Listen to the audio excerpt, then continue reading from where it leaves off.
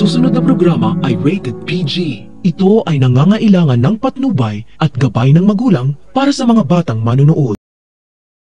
Isang dahilan lang ang pumipigil kay Doc Carlos kaya hindi pa siya nakipagkampihan kay Giselle para maibalik si Moira sa kulungan dahil sa pakiusap ng anak niyang si Zoe.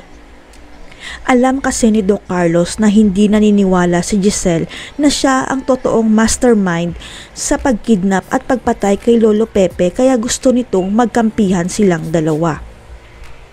Ang plano ni Giselle, aalokin niya si Doc Carlos na maging star witness nila laban kay Moira at ang kapalit nito hindi siya makukulong dahil protektado siya sa Witness Protection Program.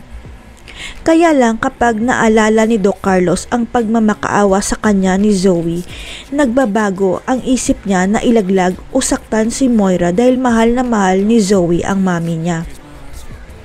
Ang hindi alam ni Doc Carlos, alam ni Moira na si Zoe ang kahinaan niya kaya siya ang nakaisip na si Doc Carlos ang iturong mastermind dahil alas niya ang anak nilang si Zoe. Kaya parang wala nang choice si Doc Carlos kundi hayaan na lang si Moira na makalaya at siya naman magtatago sa batas dahil patong-patong na ang kaso laban sa kanya.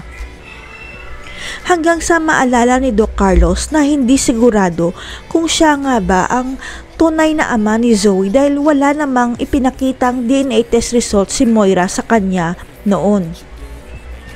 Kaya nagpatulong si Doc Carlos sa kaibigan niyang si Doc Romualdo para ipa-DNA test sila ni Zoe kaya nag-hire sila ng investigador para maisagawa ng sikreto ang DNA test.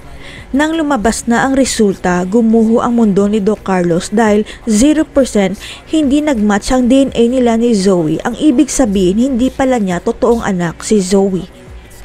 Abot langit ang galit ni Doc Carlos dahil matagal na pala siyang niloloko ni Moira kaya maghihiganti si Doc Carlos dahil ilalantad niya ang krimeng ginawa ni Moira at Zoe.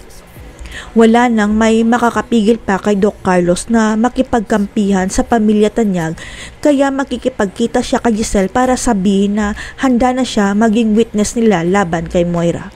Si Doc Carlos kaya ang huling alas ni Giselle laban kay Moira at Zoe. Sino kaya ang totoong ama ni Zoe kung hindi nagmatch ang DNA nila ni Carlos?